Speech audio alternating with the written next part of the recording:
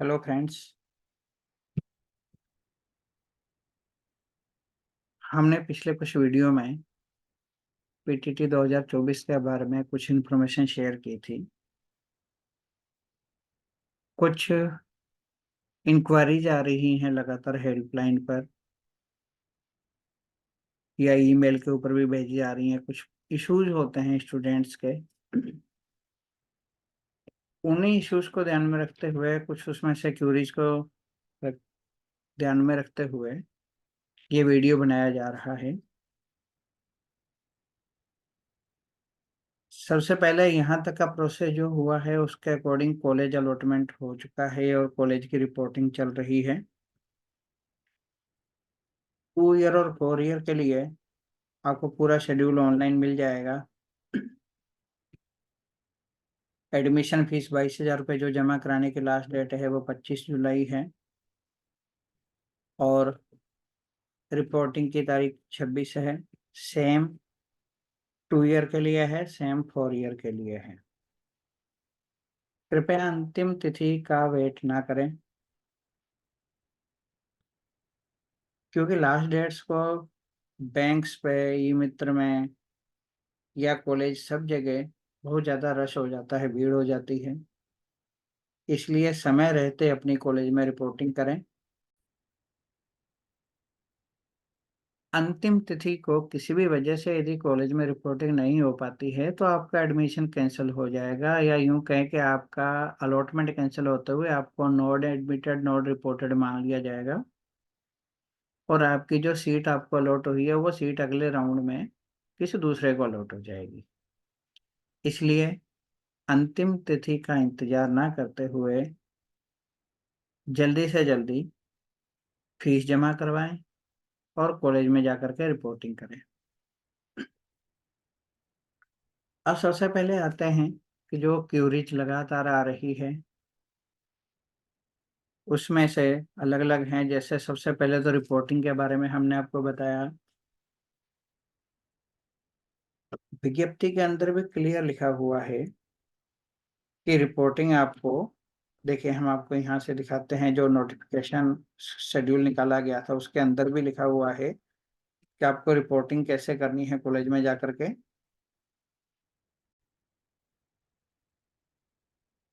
जो अधिसूचना जारी की गई थी 5 जुलाई को, उसके अंदर आप देखेंगे कि प्रथम काउंसलिंग के पश्चात आवंटित महाविद्यालयों में व्यक्तिशः रिपोर्टिंग।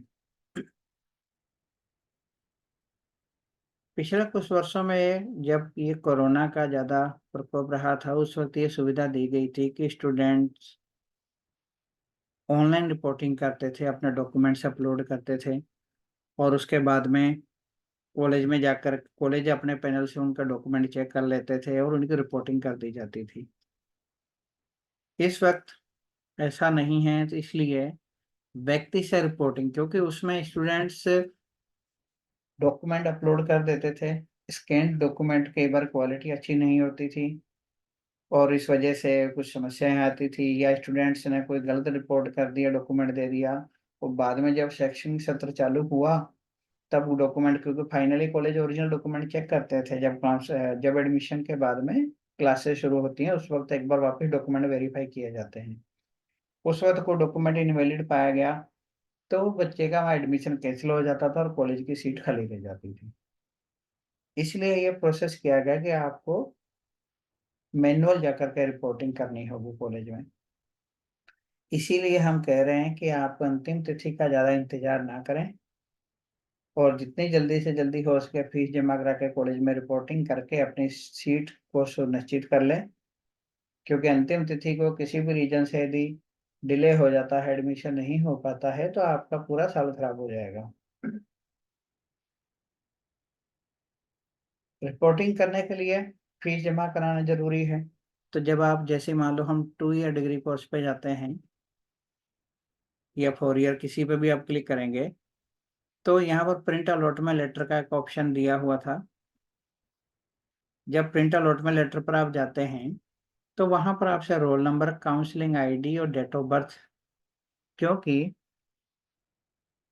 जब आपका रिजल्ट डिक्लेयर किया गया तो उस वक्त एक काउंसलिंग आईडी जनरेट हुई थी वो काउंसलिंग आईडी उस रिजल्ट के ऊपर, जो रिजल्ट शीट प्रिंट बन करके आती है उसके ऊपर लिखी हुई है, वो काउंसलिंग आईडी आपको यहाँ लिखनी है, रोल नंबर लिखना है, और कैंडिडेट को अपनी जो भी अपनी ओरिजिनल डेट ऑफ बर्थ है वही सिलेक्ट करनी है। और यहाँ पर पेमेंट का ऑप्शन था, ऑनलाइन या ई मित्रा के थ्रू। तो ई मित्रा का 22,000 का चालान बन के आएगा, जिसको आपको जाकर के ई मित्रा पे जमा करवाना है। और यदि आप ऑनलाइन लेते हैं तो ICICI बैंक ऑप्शन लेकर के आपको जो भी आपका पेमेंट मीडियम आपके पास अवेलेबल है उसकी हेल्प से आप अपनी फीस जमा करवाएंगे। फीस जमा करवाने के बाद ही आपका अलॉटमेंट लेटर प्रिंट होगा। हालांकि उससे पहले कंफर्मेशन पेज आ जाएगा जब आप लॉगिन करेंगे, उसके ऊपर आपको ये लिखा हुआ दिख जाएगा कि आपका कॉलेज कौन सा आपको अलॉट हुआ है, ताकि आप सुनिश्चित कर लें कि ठीक है ये मेरी लिस्ट में से था या मुझे इसमें जाना है। क्योंकि आपने जब तक फीस जमा नहीं कराई तब तक आपकी रिपोर्टिंग नहीं होगी। और आप फीसिंग जनरली क्या होता है, स्टूडेंट तभी फीस जमा कराता है जब उसको ये लगता है कि हाँ ठीक है मुझे इसमें जाना ही जाना है। दूसरा है कि यह है कि क्योंकि कुछ स्टूडेंट्स को डिस्ट्रिक्ट चॉइस पे कॉलेज अलॉट हुआ, कुछ को उनके एनीवे राजस्थान ऑप्शंस पे अलॉट हुआ, तो ऐसे में भी उनको रिपोर्टिंग करनी चाहिए। हम ये सलाह देते हैं कि उनको रिपोर्टिंग करनी चाहिए, ताकि अगले राउंड जब अपवर्ड मूवमेंट आएगा तो उसके अंदर उनको उनका अपवर्ड मूवमेंट हो सके। हालांकि एनीवे राजस्थान यस के लिए एक और सुझाव दिया गया है कि आप रिपोर्टिंग ना करें। एनीवे राजस्थान वाले जिनकी भी रिपोर्टिंग नहीं होगी उन सबको भी ऑटोमेटिकली अगले राउंड के अंदर ले लिया जाएगा, ताकि उनकी चॉइस पर कहीं ना कहीं उनको अलॉट हो सके। इसीलिए अभी अपवर्ड मूवमेंट स्थगित किया गया है, ताकि पहले जो एनीवे राजस्थान वाले हैं, जो इस तरह के बच्चे हैं, उनको हम पहले उस राउंड में ले लें। तो जब आप फीस जमा करवाएंगे उसके बाद में अलॉटमेंट लेटर प्रिंट होगा आपका, और उस अलॉटमेंट लेटर को प्लस जो आपने फीस जमा करवाई है उसका जो भी चालान है, प्लस 5,000 वाला चालान, इसके अलावा जो भी आपके नेसेसरी डॉक्यूमेंट्स हैं, जिसमें आपका PTT का फॉर्म भी अवेलेबल होना चाहिए आपके पास। PTT का जो भी आपने ओरिजिनल फॉर्म भरा था, 2 ईयर का भरा है या 4 ईयर का भरा है, उसका जो भी फॉर्म का प्रिंट आउट वो भी आपको लेकर के जाना है। यही रीजन है कि यहाँ रीप्रिंट एप्लीकेशन फॉर्म का लिंक दिया हुआ है, तो जिस पे जाकर के आप फॉर्म प्रिंट करेंगे, 5,000 का चालान जो इनवॉइस थी उसको आप प्रिंट करेंगे, यदि फीस जमा हुई है वही आपको लेकर के जाना है। और इसके अलावा 22,000 वाला और आपके जितने भी ओरिजिनल डॉक्यूमेंट्स हैं, क्योंकि कॉलेज आपका ओरिजिनल डॉक्यूमेंट चेक करेगा। आपके जो मिनिमम क्वालिफिकेशन के डॉक्यूमेंट हैं वो, यदि किसी की रिजर्वेशन कैटेगरी है, SC ST OBC MBC EWS, या इसके अलावा किसी को कोई सब कैटेगरी है, for example window, divorce, physically challenged etcetera, जितने भी हैं, तो जिस भी किसी फैसिलिटी का आपको बेनिफिट दिया गया है, कम से कम वो डॉक्यूमेंट आपके पास होना ही चाहिए और वैलिड होना चाहिए। कुछ सर्टिफिकेट जैसे कि MBC है या EWS है, OBC है, ये डॉक्यूमेंट ये जो होते हैं ये पर्टिकुलर टाइम तक ही वैलिड होते हैं, उसके बाद आपको दोबारा बनवाने पड़ते हैं। इसलिए ये सब वैलिड डॉक्यूमेंट भी आपके पास होने चाहिए। और इसके अलावा एक जो इन्हीं डॉक्यूमेंट से रिलेटेड जो क्यूरी आ रही है, कैंडिडेट राजस्थान के मूल निवासी नहीं है, कहीं दूसरे राज्य से हैं, और उन्होंने यहाँ पर आकर के PTT का एग्जाम दिया है। ऐसे सब कैंडिडेट जो कि राजस्थान के मूल निवासी नहीं हैं, उन सबको जनरल के अंदर कंसीडर किया जाएगा। यानी कि उनको उनकी रिजर्वेशन कैटेगरी का बेनिफिट नहीं दिया जाता, ये नियम है। आउट ऑफ राजस्थान के जितने भी कैंडिडेट हैं उनको रिजर्वेशन का बेनिफिट नहीं दिया जाता है।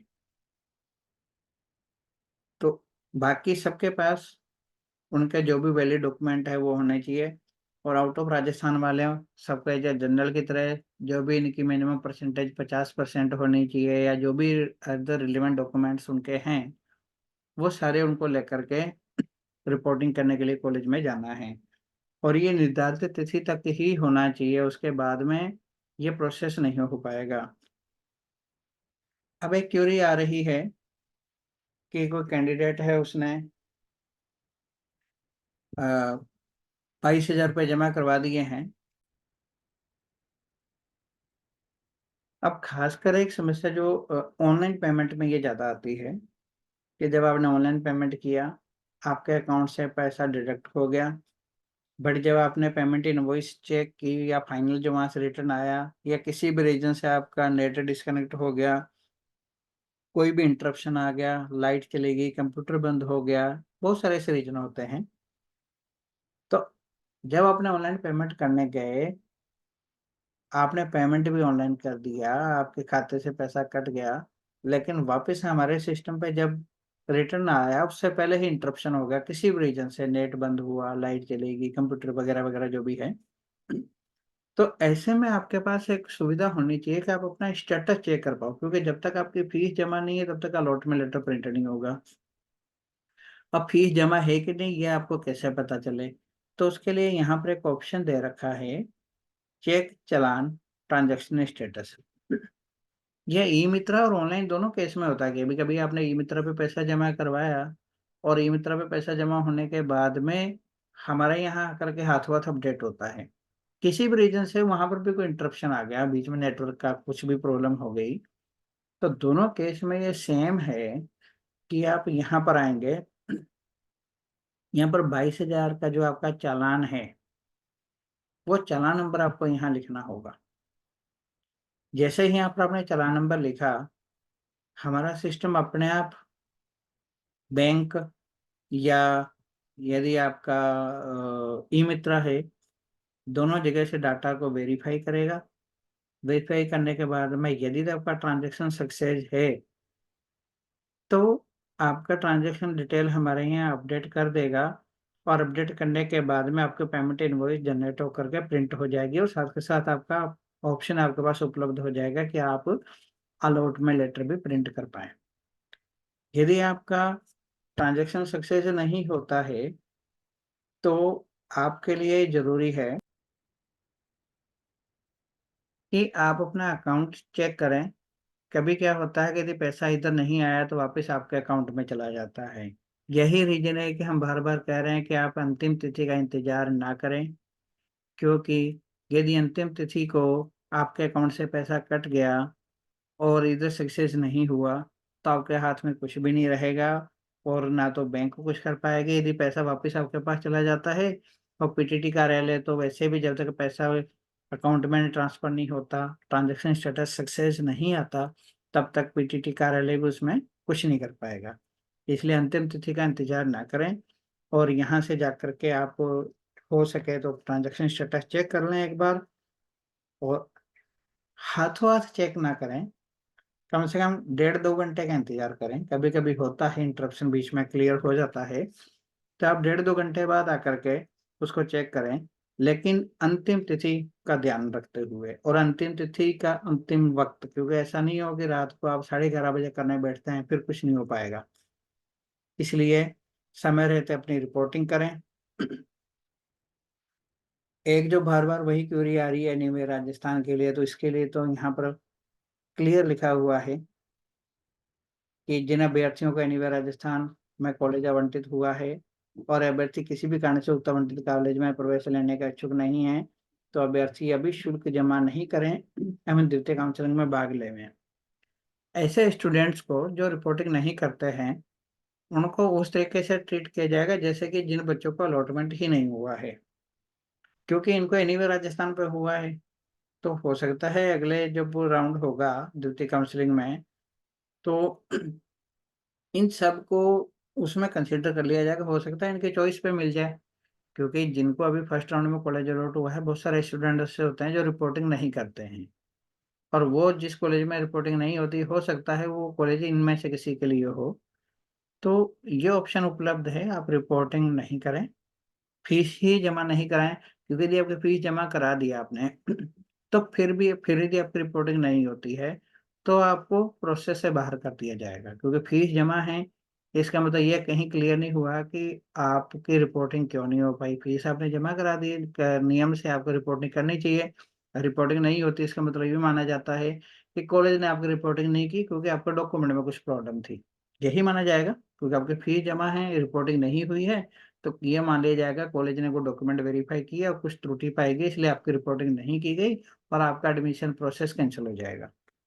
इसलिए आप फीस ही जमा ना कराएं और अगले राउंड का इंतजार करें कि उसका जो भी इसकी लास्ट डेट है उसके बाद में उसका जो भी शेड्यूल होगा वो सब आपके सामने आ जाएगा। और ऑफिशियल वेबसाइट पे दी गई इन्फॉर्मेशन को ही ऑथेंटिक माने। PTTVMOU2024.com जो है, इसी के ऊपर, क्योंकि बहुत सारी वेबसाइट मिल जाएंगे आपको ऐसे मिलती जुलती मार्केट में, जिनके ऊपर कुछ भ्रामक जानकारियां दी जाती हैं या कुछ अंदाजे लगा करके बताए जाते हैं आपको कि ऐसा होगा वैसा होगा, और उसमें सुझाव दिए जाते हैं कि आप ऐसा ऐसा कर लें, जबकि ऐसे किसी भी भ्रम में न रहें।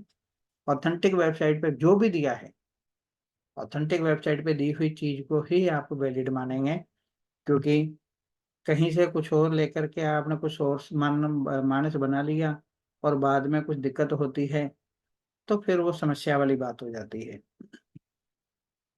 इसलिए आप वक्त रहते सारा प्रोसेस करें।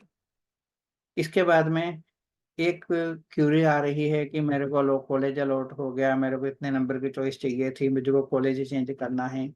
देखिए, डायरेक्ट कॉलेज चेंज कभी नहीं होता। सारा काम प्रोसेस से होता है, कंप्यूटर से होता है, सिस्टम से होता है। जब अपवर्ड मूवमेंट आएगा उसमें यदि जगह उपलब्ध है तो सिस्टम ऑटोमेटिकली आपको अलॉट कर देगा। मान लो आपने 20 नंबर की कॉलेज, आपने 50 भरे थे, आपको 20 नंबर की कॉलेज मिली है, आप कहते हो कि नहीं मुझे तो 5 नंबर की कॉलेज चाहिए, तो ऐसे सीधा सीधा कभी भी नहीं होगा। अभी अपवर्ड मूवमेंट स्थगित किया है, अगला आदेश आएगा उसके बाद में ऑनलाइन आपको लिंक मिलेगा। अपवर्ड मूवमेंट वही कैंडिडेट कर पाएगा जिसने अभी इस राउंड में रिपोर्टिंग कर दी होगी। यदि आपने रिपोर्टिंग नहीं की है तो आप वैसे बाहर हैं। हाँ, एनी बार राजस्थान के लिए छूट है कि वो फीस ही जमा ना कराएं तो उनको अपने आप अगले राउंड में ले लिया जाएगा। बाकी जिनकी रिपोर्टिंग हो चुकी है वो अपवर्ड मूवमेंट में भाग लेंगे यदि वो चाहते हैं तो।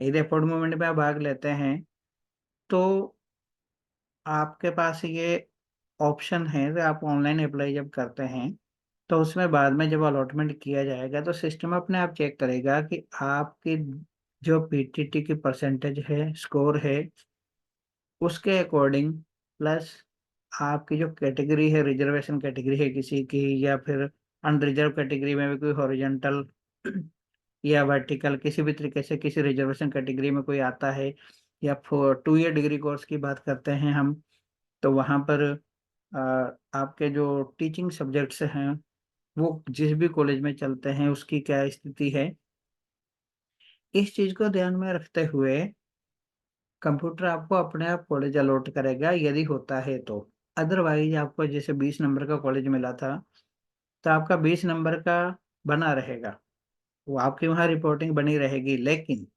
यदि आपका अपवर्ड मूवमेंट हो जाता है, आपका कॉलेज चेंज हो जाता है, तो आपको नए कॉलेज में रिपोर्टिंग करनी ही होगी, क्योंकि पुराने कॉलेज में से आपकी सीट को वैकेंट कर दिया गया था, वहां पर किसी और को वो सीट अलॉट हो चुकी है। तो इस तरीके से आपको इस चीज़ का खास ख्याल रखना है। कॉलेज चेंज डायरेक्टली नहीं होगा। इसके लिए कॉलेज चेंज करने के लिए ना तो कोई ईमेल करें और ना ही हेल्पलाइन पर संपर्क करें, क्योंकि ये प्रोसेस से ही होगा। अपवर्ड मूवमेंट होगा तो उसमें जिसको भी चेंज होना होगा उसका हो जाएगा। और हेल्पलाइन नंबर जो जनरल इंक्वायरी के लिए दिए गए हैं वो ये हैं, आप इन्हीं हेल्पलाइन नंबर पर ही संपर्क करें। ऑफिस के नंबर पर आप संपर्क कर सकते हैं डायरेक्टली, लेकिन पीटीटी से जो जनरल इंक्वायरी जिसको कहते हैं हम, किसी भी तरीके की किसी समस्या के लिए, उसके लिए हेल्पलाइन नंबर ये दिए गए हैं। इन्हीं हेल्पलाइन नंबर पर आप बात करेंगे। किसी भी गूगल पे सर्च करके किसी भी नंबर पे आप संपर्क ना करें, क्योंकि गूगल पे बहुत सारे आपको या किसी सर्च इंजन पे बहुत सारे आपको मिल सकते हैं। तो इसलिए बेहतर यह है कि आप ऑफिशियल साइट से पे दिए गए नंबर के पर ही संपर्क करें। और यदि आपको ईमेल करना है किसी बात के लिए, किसी चीज के लिए, तो आपको यहाँ पर पीटीटी कार्यालय का ईमेल आईडी दिया है, वहां पर आप ईमेल कर सकते हैं। बाकी और किसी भी थर्ड पार्टी मेल पर आप मेल ना करें। नॉट अलॉटेड के लिए क्यूरी आ रही, कोई कैंडिडेट कह रहा है कि मुझे कॉलेज अलॉट नहीं हुआ। तो अलॉट नहीं हुआ, तो इसके लिए अभी भी हमने आपको बताया था कि अलॉटमेंट आपके स्कोर और आपकी कैटेगरी के अकॉर्डिंग होता है। उस कैटेगरी की यदि सीट्स उपलब्ध थी किसी कॉलेज में, तो ही उस कैंडिडेट को अलॉट की जाएगी। सबसे पहले जनरल के अंदर अलॉट होता है, फिर उसके बाद में जो भी रिजर्वेशन कैटेगरी है उसके अकॉर्डिंग अलॉट होता है। 2 ईयर डिग्री कोर्स में तो टीचिंग सब्जेक्ट भी मैटर करता है। टीचिंग सब्जेक्ट के लिए उस जिस भी कॉलेज में वो सब्जेक्ट चलता होगा, मान लीजिए किसी कैंडिडेट ने मैथमेटिक्स सब्जेक्ट सेलेक्ट कर लिया, अब जरूरी नहीं कि सभी टीचिंग कॉलेज में, सभी बीएड कॉलेज में मैथमेटिक्स सब्जेक्ट पढ़ाया जाता हो। तो इस तरीके से, क्योंकि एक जनरल एक ये भी क्वेरी आती है कि भी वो मेरे फ्रेंड है, उसके तो मेरे से स्कोर 1 नंबर कम है, फिर भी उसको ये कॉलेज अलॉट हो गया, मुझे नहीं हुआ। उसका एक रीजन है कि एक तो उसकी कैटेगरी चेक करें, दूसरा उसका टीचिंग सब्जेक्ट चेक करें। हो सकता है उसने वो सब्जेक्ट लिया हो टीचिंग के लिए जो आपने नहीं लिया, और उस कॉलेज में वो सब्जेक्ट चलता था। फॉर एग्जाम्पल आपने होम साइंस ले लिया किसी ने, और आपने होम साइंस ने लेके मैथमेटिक्स लिया, और जिस भी कॉलेज की आप बात कर रहे हो उसमें केवल होम साइंस था, उसमें मैथमेटिक्स नहीं था, तो उसको अलॉट हो गया। भले उसका स्कोर आपसे कम था, लेकिन क्योंकि वहाँ टीचिंग सब्जेक्ट वो था और वो आपने नहीं लिया था, इसलिए उसको वो कॉलेज अलॉट हुआ है। तो ये एक बहुत ज़्यादा क्यूरीज इस तरह की आती रहती हैं कि मेरे उसको तो अलॉट हो गया, मेरे से कम स्कोर था तो भी हो गया। तो उसके लिए बहुत सारे दूसरे भी रीजन होते हैं। हो सकता है वो किसी रिजर्वेशन कैटेगरी में बेनिफिट लिया हो उसने, या हो सकता है कि वो टीचिंग सब्जेक्ट्स का कुछ मैटर हो। तो ये एक क्यूरीज आती है कि भाई मुझे कॉलेज अलॉट नहीं हुआ, उसको ये हो गया। या कुछ ये कहते हैं कि मुझे कॉलेज अलॉट ही नहीं हुआ, अब मैं क्या करूं। तो आप वेबसाइट का लगातार अवलोकन करते रहें, और जो भी इधर अगला शेड्यूल आता है अलॉटमेंट का, उसमें वापस पूरा प्रोसेस होता है। जिनको भी कॉलेज अलॉट नहीं हुआ, या एनीवे राजस्थान वाले जिनकी हम बात कर रहे थे, इनको जब अलॉट किया जाएगा तो उसमें हो सकता है कि जिनको अभी फर्स्ट राउंड में नहीं अलॉट हुआ हो तो उनको सेकंड राउंड में अलॉट हो जाए। लेकिन ये जरूरी नहीं होता है कि सेकंड राउंड में अलॉट हो ही जाए। कंडीशन फिर अप्लाई है कि availability of seats as per your subjects, reservation category यदि वहाँ सीट है तो ही आपको अलॉट होगा। सेकंड काउंसलिंग कब शुरू होगी, यह भी इंक्वायरी आ रही है। तो इसके लिए आपको यही हम सलाह देते हैं कि आप वेबसाइट देखते रहें। अभी आप देखेंगे कि यहाँ पर हमने फर्स्ट काउंसलिंग का शेड्यूल डाल रखा है। जब भी आएगा, जो भी आएगा, इस ऑफिशियल वेबसाइट pttvmu2024.com पर ही आपको मिलेगा। बहुत सारे टेंटेटिव गेस लगा करके बहुत सारी सिमिलर वेबसाइट्स पर इंफॉर्मेशन, भ्रामक जानकारियां दी जाती हैं। कृपया किसी भ्रम में ना रहें, और इसको आप देखते रहें, इसी पर ही आपको इन्फॉर्मेशन मिलेगी। एक क्यूरी आ रही है कि भी मेरे अभी जो मिनिमम क्वालिफिकेशन का रिजल्ट था वो डिक्लेयर नहीं हुआ। फॉर एग्जाम्पल किसी ने कहा बीए 2 ईयर डिग्री कोर्स का था, और किसी भी रीजन से किसी का बीए का रिजल्ट नहीं आया, या कहीं सप्लीमेंट्री की वजह से रुक गया। अब मैं क्या करूं। देखिए, आपका बीए का रिजल्ट नहीं आया, इसके लिए पीटीटी कार्यालय कुछ नहीं कर सकता। इसके लिए आपकी वो रिलेवेंट यूनिवर्सिटी जिम्मेदार है जहां से आप बीए कर रहे हैं, या जो भी आपका बीए से जो भी कर रहे हैं। पीटीटी कार्यालय को सिर्फ इतना सा चाहिए कि जब आप रिपोर्टिंग करने जाएं, उस वक्त जो मिनिमम क्वालिफिकेशन है वो आपकी पूरी होनी चाहिए। जब आप कॉलेज में जाएं रिपोर्टिंग करने के लिए, तो उस वक्त यदि आप जनरल के हैं तो आपका, यदि 2 ईयर डिग्री कोर्स में हैं तो आपका ग्रेजुएशन में कम से कम 50% होनी चाहिए। यदि आप रिजर्वेशन कैटेगरी के हैं तो उसके लिए जो मिनिमम परसेंटेज है वो होनी ही चाहिए। इसके अलावा पीटीटी कार्यालय इन बच्चों के लिए कुछ नहीं कर सकता। आप रिलेवेंट यूनिवर्सिटी में बात करें और वहां पर बात करें कि आपका जल्दी से जल्दी वो रिजल्ट डिक्लेयर करें, क्योंकि पीटीटी कार्यालय केवल पीटीटी कंडक्ट करके एडमिशन का काम कर रहा है, एडमिशन का प्रोसेस खत्म कर रहा है। आपका जो उस यूनिवर्सिटी से, जो आपकी होम यूनिवर्सिटी है जहाँ से आप क्वालिफिकेशन जो भी आपके मिनिमम है वो कर रहे हैं, तो उसको पीटीटी कार्यालय कुछ नहीं कह सकता, उनको आदेश नहीं दे सकता। ये आपकी जिम्मेदारी बनती है कि यूनिवर्सिटी को जो पीटीटी कार्यालय को जो मिनिमम आपकी एलिजिबिलिटी चाहिए वो आप कंप्लीट करके ले आए। बाकी इससे ज्यादा पीटीटी कार्यालय आपके लिए कुछ नहीं कर सकता। शॉर्ट परसेंटेज, अभी के परसेंटेज आ रहा है क्योंकि कि भी मैंने जब एग्जाम फॉर्म भरा था उस वक्त मेरा रिजल्ट, उस एग्जाम मेरे हो रहे थे ग्रेजुएशन के, उसके बाद में जब मैंने 5,000 रुपये जमा करवाए तब मेरा रिजल्ट आया नहीं था। लेकिन अब मेरा रिजल्ट तो आ गया, लेकिन मेरे एक नंबर कम रह गया 50% से, या 45% से एक नंबर कम रह गया। अब मैं क्या करूं? तो देखिए, पीटीटी कार्यालय भी कुछ नहीं कर सकता। जो मिनिमम, अभी भी हमने बताया था कि जो मिनिमम क्वालिफिकेशन है, मिनिमम योग्यता जो उसके लिए होनी चाहिए वो तो होनी ही चाहिए। एक नंबर भी कम है तो आप डिस्क्वालीफाई हैं। अब कुछ लोग कह रहे हैं कि हमने रिवेल के लिए अप्लाई किया हुआ है, तो कोई बात नहीं, रिवेल के लिए किया है तो हमें तो रिपोर्टिंग के दिन तक आपकी क्वालिफिकेशन कंप्लीट चाहिए। रिवेल का रिजल्ट बाद में आता है, कब आता है इसके लिए कोई कुछ नहीं कर सकता, क्योंकि जरूरी नहीं होता कि रिवेल में आपका मार्क्स बढ़े ही सही। लेकिन यदि आपके मार्क्स नहीं बढ़ते हैं और आपकी किसी भी रीजन से यदि रिपोर्टिंग करवा दी जाती है तो बाद में तो आपकी सीट खाली हो जाएगी, और वो सीट हमेशा खाली ही रहेगी, क्योंकि जब तक आपका रिवेल का रिजल्ट आएगा तब तक हो सकता है पीटीटी का प्रोसेस ही खत्म हो जाए। तो ऐसे में आपकी जो मिनिमम क्वालिफिकेशन है वो होनी ही चाहिए। किसी भी रीजन से यदि कम है, आपका एक नंबर कम आ गया या आपका रिजल्ट ही नहीं आया, तो इसके लिए पीटीटी कार्यालय कुछ नहीं कर सकता।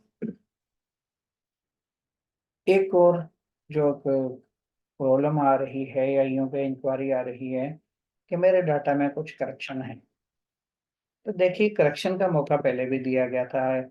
अभी भी वेबसाइट पर आप देखेंगे कुछ आपको नोटिफिकेशन वगैरह मिल जाएंगे कि आपको डाटा करेक्शन करने के लिए कुछ ऑप्शंस दिए गए थे। अभी काउंसलिंग के टाइम पे भी दिया गया था ऑप्शन ये, तो तब भी आपने कोई करेक्शन नहीं किया यदि किसी ने, तो अभी इसमें कुछ भी नहीं हो पाएगा।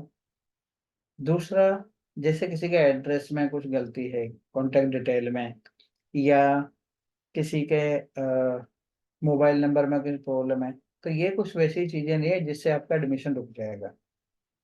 लेकिन किसी की मेजर डिफरेंस क्या है किसी चीज में, जैसे मान लो कोई मेल था उसने फीमेल भर दिया, तो ये बहुत बड़ी मिस्टेक है और अभी इसमें कोई करेक्शन नहीं हो पाएगा। करेक्शन की विंडो खुली थी, तब आपको इसको करना चाहिए था, क्योंकि आप मेल थे, आपने फीमेल कॉलेज, मान लो आपने मेल थे, आपने जेंडर उस टाइम गलती से फीमेल भर दिया और इधर कॉलेज भी आपको वुमेन कॉलेज अलॉट हो गया, तो आपका वैसे ही एडमिशन बाद में कैंसिल हो जाएगा। इसलिए जैसे यहाँ पर आप देखेंगे, देख रहे होंगे, पीटीटी परीक्षा में उपस्थित सभी अभ्यर्थियों को सूचित किया जाता है कि यदि आवेदन पत्र में कोई त्रुटि है काउंसलिंग प्रक्रिया में भाग ले सकते हैं। ठीक है, काउंसलिंग हेतु रजिस्ट्रेशन की दी गई थी और इसके पश्चात ये एक डेट दी गई थी, 15 जुलाई से 16 जुलाई के मध्य आवेदक के पिता का नाम, माता का नाम, gender, date of birth, reservation category में सुधार हेतु पीटीटी 2024 का ऑनलाइन भुगतान 500 रुपये का पोर्टल के साथ खुला रहेगा। ठीक है, तो ये आपका खुला था उस टाइम, क्योंकि ये ऐसी चीजें हैं, कैंडिडेट का नाम, फादर नेम, मदर नेम, ये इसलिए करेक्शन कराना जरूरी था कि आपका जो डॉक्यूमेंट है उसका और यहाँ पर हमारे डाटा में एक जैसा नाम आ जाए। जेंडर इंपॉर्टेंट था चेंज कराना, किसी का यदि किसी ने गलत भर दिया था तो उसको सही करना जरूरी था कि उसी के अकॉर्डिंग ही कॉलेज अलॉट होना था। डेट ऑफ बर्थ इंपॉर्टेंट की होती है हमारे लिए और आपके लिए, जो रिजर्वेशन कैटेगरी है, जैसे ओबीसी, एमबीसी, एससी, एसटी वगैरह जो कुछ भी है, क्योंकि ये सब चीजें आपके अलॉटमेंट पर इनका असर पड़ता है इन चीजों का, इसलिए ये सारी चीजों का करेक्शन के लिए ऑप्शन खोला था। अभी भी यदि इसमें करेक्शन नहीं किया है तो अब इसमें कोई करेक्शन नहीं हो पाएगा, क्योंकि आपको अभी तो रिपोर्टिंग करनी है। हाँ, भविष्य में कुछ होता है ऐसा, हम आपको वेबसाइट के ऊपर इन्फॉर्म कर देंगे। आप वेबसाइट के ऊपर, जरूरी नहीं कि हर एक इन्फॉर्मेशन आपको मोबाइल पे ही दी जाए, क्योंकि आपको रिजल्ट बता दिया गया था, कुछ और इन्फॉर्मेशन है अलॉटमेंट वगैरह की, बट जरूरी नहीं कि हर एक इन्फॉर्मेशन आपको मोबाइल पे ही दी जाए। इसलिए बेहतर यह है कि पर्टिकुलर इंटरवल बाद आप वेबसाइट को विजिट करते रहें। वेबसाइट के ऊपर आपको सारी इन्फॉर्मेशन मिलती रहेगी, और ऑथेंटिक वेबसाइट पर ही देखें। फिर हम बार बार यही कह रहे हैं, किसी भी थर्ड पार्टी वेबसाइट पर जाकर के अपनी इंफॉर्मेशन देख करके आपकी समस्या हो सकती है। जैसे ये डिटेल अभी हम बता रहे हैं कि ये चीजें चेंज करने के लिए, अब मान लीजिए उस टाइम किसी डिटेल कैंडिडेट ने किसी थर्ड पार्टी वेबसाइट पर जाकर अपनी कुछ इन्फॉर्मेशन शेयर की है, और यहाँ उसने जिसने भी इंफॉर्मेशन आपकी कलेक्ट की, वो आपके इन चीजों में करेक्शन कर देता है, तो आपके लिए तो बहुत समस्या हो जाएगी। इसलिए कभी भी किसी अदर वेबसाइट पर जाकर के अपनी इंफॉर्मेशन ना शेयर करें, और ऑफिशियल वेबसाइट पर दी गई इंफॉर्मेशन को ही ऑथेंटिक माने। और कोई भी समस्या है, जनरल इंक्वायरी जितनी भी है, उसके लिए हेल्पलाइन नंबर दिए गए हैं, आप यहाँ पर आप कॉल करें ऑफिस वर्किंग आवर्स के अंदर। और इसके अलावा ऑफिस का जो पीडीटी का हेड ऑफिस का नंबर है और ईमेल आईडी है, वहाँ पर भी आप अपनी कोई समस्या हो तो बता सकते हैं। इसके अलावा बहुत सारे ऐसे कॉलेज हैं, वो भी आपकी हेल्प करेंगे। जो भी आपको कॉलेज अलॉट हुआ है, आपको कोई समस्या है तो वहाँ पर जाकर के भी अपनी इंक्वायरी किसी कर सकते हैं, लेकिन वो इंक्वायरी पीटीटी से रिलेटेड ना हो, मतलब इससे सिमिलर हो। जैसे आपका किसी डॉक्यूमेंट में कोई बात करनी है या रिपोर्टिंग के बारे में कुछ उससे पूछना है, तो आपको जनरल इंक्वायरी वो बता सकते हैं। लेकिन किसी भी थर्ड पार्टी वेबसाइट पर जाकर के आपको ये इन्फॉर्मेशन, ना तो वहाँ की सही को माने किसी इन्फॉर्मेशन को, और ना ही वहाँ पर अपना डाटा को शेयर करें। और इसके साथ ही ये वेब अपना वीडियो हम यहीं बंद करते हैं। इस आप ग्रुप को सब्सक्राइब कर लें, ज़्यादा से ज़्यादा लोगों को शेयर करें ताकि और भी लोगों को हेल्प मिल सके। और इसके बाद में बहुत सारे और भी इंक्वायरीज आती रहेंगी, उनका हम आपको और भी वीडियो बना करके बताते रहेंगे ताकि आप तक सही सही इन्फॉर्मेशन पहुंच सके, और किसी भी गलत इन्फॉर्मेशन के बेस पर आपका साल खराब ना हो। Thank you.